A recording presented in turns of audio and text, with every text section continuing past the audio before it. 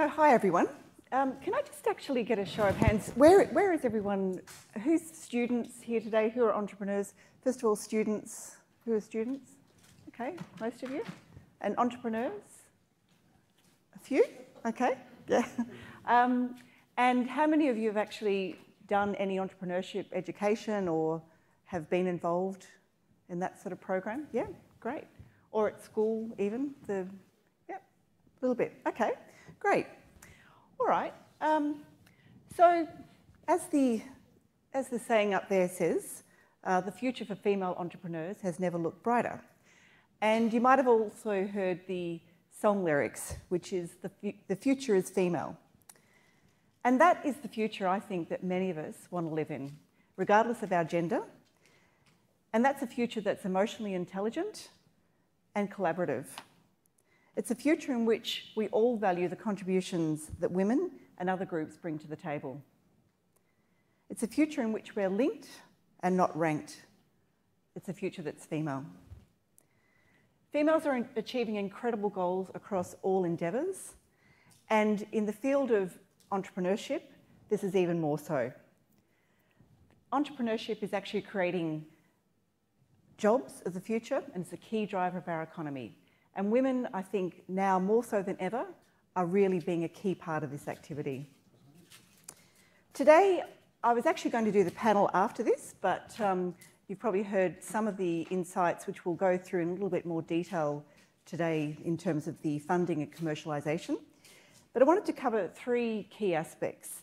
The first is, what are the support networks that are available for women and females at every stage of their entrepreneurship journey, from school through to university and then through to business. I also wanted to cover some of the commercialisation and funding options, which I won't go through in too much detail and would be happy to have questions afterwards. And then also some of the success stories of our portfolio of entrepreneurs in the Heads Over Heels portfolio, one of whom you've already met today, Dharma Chemistry, and I think you met Deb Noller yesterday. Do people remember meeting Deb? Deb Noller? Yep, great. And then we can have, as I said, a general sort of Q&A session. But I'll just go through, first of all, and also, has anyone ever heard of Heads Over Heels, I should ask? Yeah? A couple of people, great. Okay. It is an organisation which supports and promotes women entrepreneurs. And as I'll go through with you, there are now so many more of these organisations in business today. I did a startup probably around 2001 at the last, those of you who remember history, the last tech boom and bust. There was nothing like that at that point. So I think we are really lucky as women now to have the amount of support and networks that there are. So I first of all wanted to start with some just mild stats, so not too much, but Monica Wolf, who has actually set up a startup herself called Startup Muster, and she's gathered a whole lot of statistics around who is actually starting startups. And as you can see, age is no barrier to creating a business. The number, or the largest number of founders are currently in the 30 to 40 year age range, although there's an increasing number of people in the 20 to 30-year-old age range that are starting businesses, and also increasingly, as you'll see on the blue side there, more and more people 60 plus. So age really is no barrier to starting a business. Women are closing the gap, and they are starting businesses more than ever before. There's around 25% of women starting businesses. However, there are still some issues. Women in technology still have 50% less access to funding than men do, and they only gain 70% of venture capital funding. However, the women who are financed, and sorry, Daniel may take issue with this with me later, they do typically perform 63% better than their male counterparts. I actually think, in my own experience, having a blended and a diverse team is actually what provides the success. So we can have a chat about that later, Daniel.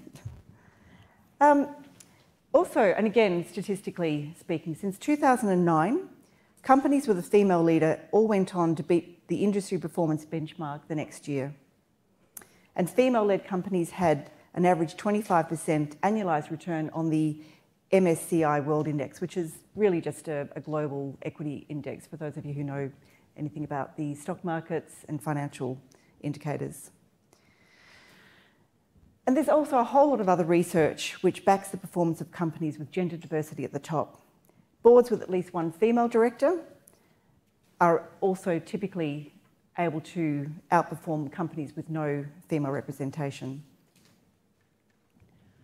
I wanted to cover now just some of the programs that are available at every stage for girls and women entrepreneurs. Have any of you heard about these programs before? So the Kidpreneur Challenge, the Club Kidpreneur Girls the Boss, Tech Girls are Superheroes, Code Like a Girls. Anyone ever heard of those? Yeah? Have you had any involvement with them? Yeah? Okay. So this is actually, again, these are quite new programs that are really working hard in primary and high schools to actually drive the next generation of women entrepreneurs. At university level, obviously, we're here at Sydney Uni today, and I know that there are many people who have actually got involved in entrepreneurship and in MBAs and are across that aspect. There's the UTS Hatchery, and there's the newly formed Sydney School of Entrepreneurship. These are obviously non-gender specific, but having met and known a lot of the people running these programs, I know they're really actively promoting and supporting women going into their programs. And then we get to business. And as I said before, there's an absolute proliferation of groups now that are supporting women and female entrepreneurs particularly. Heads Over Heels, of which I am the CEO, is one of those organisations. But you've also got Springboard Australia. You've got She Starts, which is the group set up by Blue Chili. You've got Alavaco. You've got Scale, which is a female-only investment network. You've got Women in FinTech. You've got Chief Executive Women and a new group, Triangles. In fact, all of those organisations, Chief Executive Women is probably one of the oldest. I think they were established in around 1985. We were established about 6 years ago. Springboard was about 5 years ago. But each one of those other groups has really only come out in the last 12 to 18 months. So, as I said, there's a really, the sector is really incredibly rich with the number of programs and the amount of support that's being provided. And as you can see there, all these groups do a slightly different things, but around the idea of entrepreneur education and idea validation, pitch development. They also support with direct funding and funding through their network. Peer networking, which is obviously a key skill for women, I think particularly, and growth networking. We collaborate with each of these groups because we believe that collaboration, particularly for women, is the way that we'll actually change some of those statistics we saw earlier. Here's a few others. And each of these groups are more business networking groups, but each of them provides some fantastic events. When you actually get out into the workforce, I can really recommend that you go to each of these or look at each of them and work out what works best for you. I now want to just cover briefly some of the commercialisation and funding that is available for female entrepreneurs. As I said, at Heads Over Heels, we work with female founders, including Dharmika and Deb, who you've met, to help refine the business models and to really help them articulate their pitch to prospective investors as well as business leaders who can help them along the journey. One of the key things we do is to really look at helping with these pitches around the commercialisation aspect. So you would have heard each of the people on the panel talking about that before. So one of the key things is to be really clear on what your core offering and what problem or opportunity you're solving. So this is about taking an idea to some sort of business reality. The key value proposition, so what is it that customers really value in terms of what your solution does? Who are your customers? Who are your customers going to be, and what will they find valuable in your service? The competition, there's always competition. People who say there's not competition usually haven't thought about, the market and what is actually out there. The product or service, and you really need to be able to describe that. If it's not in existence, you need to be able to provide a proof of concept or some sort of minimum viable product, as it's called. You need to really think about the addressable market and the size of that market, so both on a domestic and a global scale.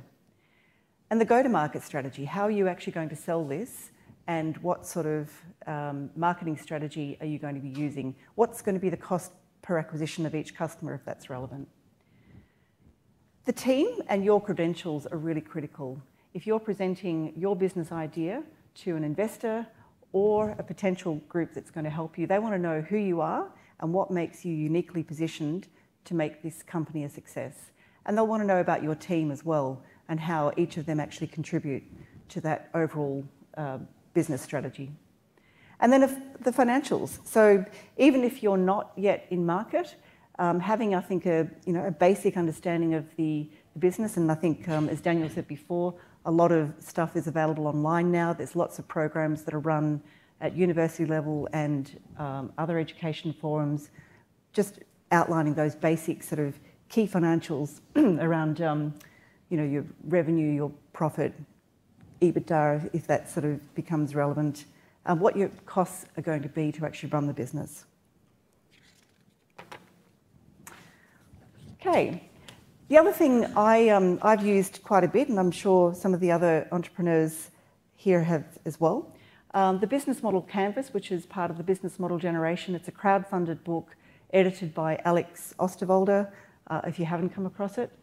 But this can be a really useful tool to actually really start brainstorming, mapping out, what your business model is. So what it does, it's got 9 basic building blocks of developing any business. And so one of the key things, obviously, is what your value proposition will be. We mentioned that briefly before. What the key activities is going to be, your key resources that you need, your customer relationships and customer segments, the channels that you go to market out through, any partners that you work with, and then, of course, your cost structure and your revenue streams. The other thing that's increasingly being, I think, thought about by a lot of new businesses is what is the social and environmental cost and the social and environmental benefits for your particular business. And there's also, you may have heard of the Lean Canvas. Has anyone heard of that? So the Lean Canvas was actually based on this original business model canvas. This is actually available online, and there's also a book. There's also a really good one which is quite useful, especially if you're thinking about graduating from university soon, called Business Model U, which actually outlines how you actually take your unique set of skills and strengths and make that into a viable, proposition for prospective employers.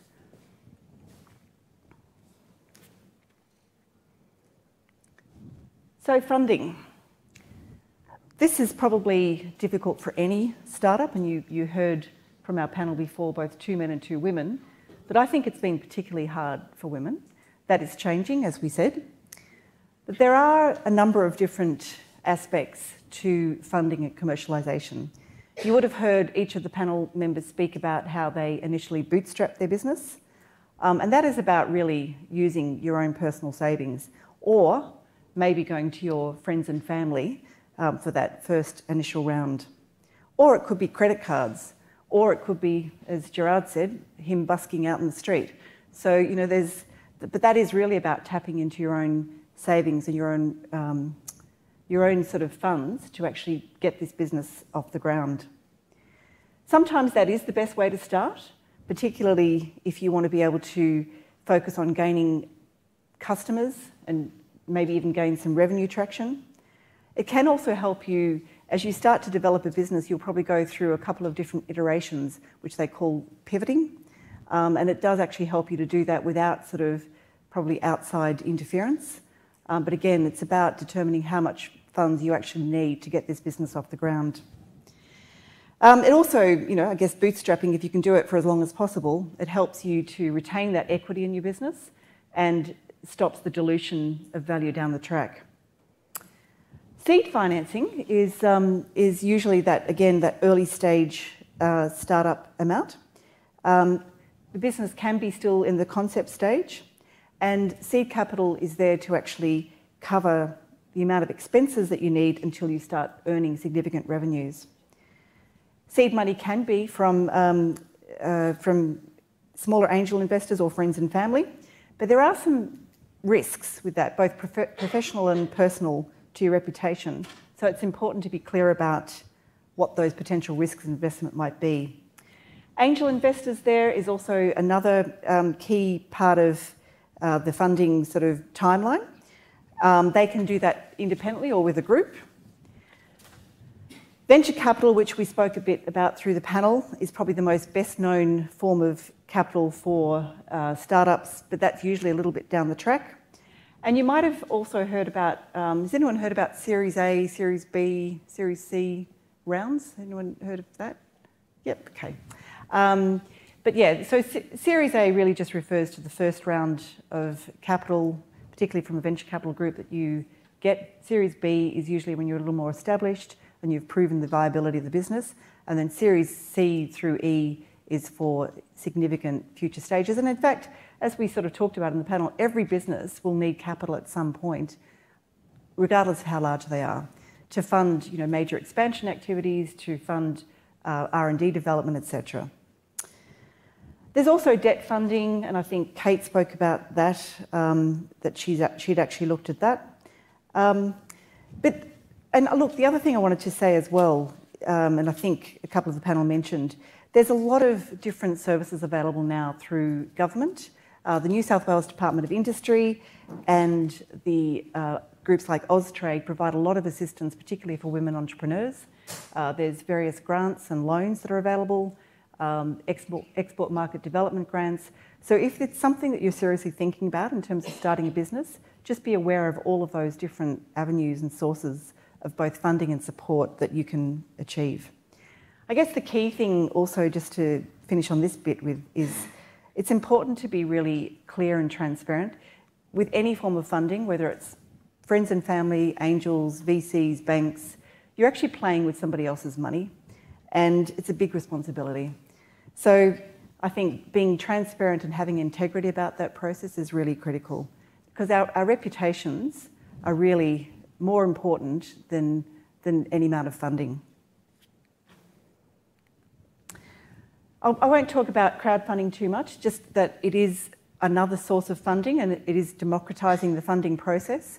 And that is one of the things that is making it, I think, in some cases, is starting to level the playing field for all sources of funding for both women and other startups. It used to be only wealthy people who could actually fund startups. I think it's now a lot more democratic. And you would have heard from Gerard that people can contribute to these crowdfunding campaigns.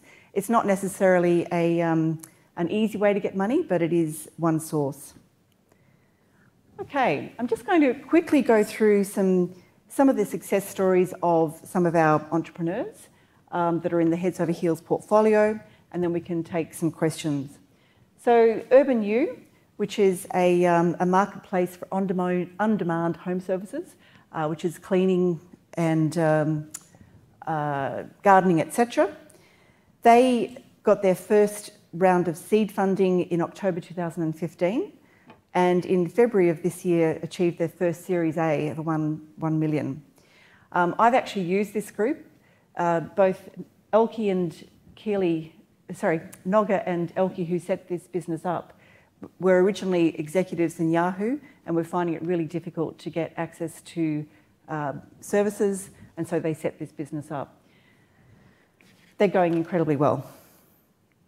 The next one I just wanted to quickly mention was Jenny O'Neill from Episoft, and this is a medtech platform providing cloud-based chemotherapy and practice management software. And as you'll see, Jenny actually has bootstrapped this business for the last 12 years, and only this year achieved a seed round of 1 million. So she's done amazingly well. Open Agent, so Zoe and Marta, who were originally from McKinsey's, set up this business, and it's a platform for consumers to review and find real estate agents. And there's been a lot of investment in the whole real estate tech market in line with, obviously, the growth in real estate property values. They've had, as you can see, great success in raising money. So 927, the first round of seed funding, Series A of 6 million and Series B of 12 million. Switch Automation and Deb Noller, who you've already heard from. Again, Deb's mainly bootstrapped her business. She is now running a global business in a really sort of high-tech area of smart building automation. And she is amazing, Deb. I think you would have seen that yesterday. And then Dharmika Mistry from BCAL Diagnostics. She is making an incredible difference to both younger women and people in the developing world with her her blood test for breast cancer. Okay, and then finally on our success stories, Jess May. She has developed a business called Enabled Employment, which creates employment opportunities for people with disabilities. And what she's really done is standardised employment of workers with a disability. So if you haven't met or encountered Jess, she's actually based in Canberra. I would really recommend, if she's speaking, to go and actually listen to her. She's incredibly inspiring. So I've just presented a few examples of the incredibly talented women that are part of the Heads Over Heels portfolio. They all run really diverse businesses, and each of them are at different ages and stages. And yet what each of them have in abundance is an incredible strength and resilience, a determination to succeed and to conquer any odds that they encounter. And you would have heard that also from our entrepreneurs out the front before.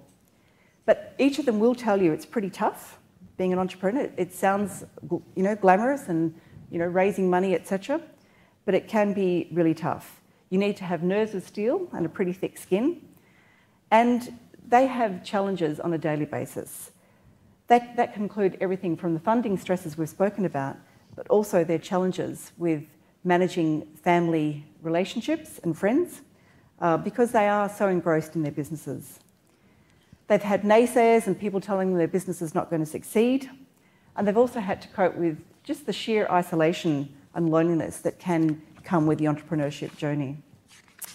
Each of them also that we have in our portfolio has this incredible humility and also a willingness and generosity to stretch out their hands and help other women along the way.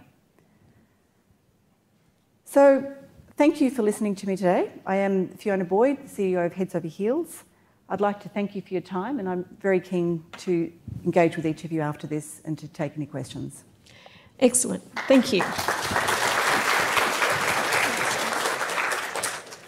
We still need to run to time. Fiona, Sure. Are you going to be around in the next break? Sure. Yeah. That would be great, because I'm sure that there are questions from you, but as you'd appreciate, each speaker only has a limited amount of time, and we need to get to the next speaker. So if I can have a student...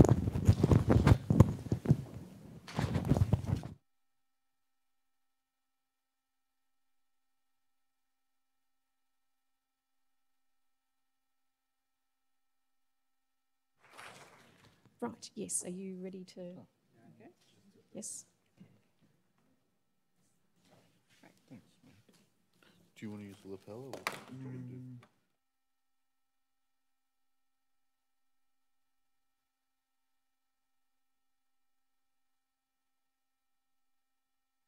Version, but he's from Repurpose for Good. As he's indicated, there's a team that he works with, and he's the robotics person in that team. And it's all about converting waste of plastics into prosthetics using 3D printing. The other way, yeah. And the technology will be with us soon. Look, while we're getting technology happening, does anyone have a question for Fiona?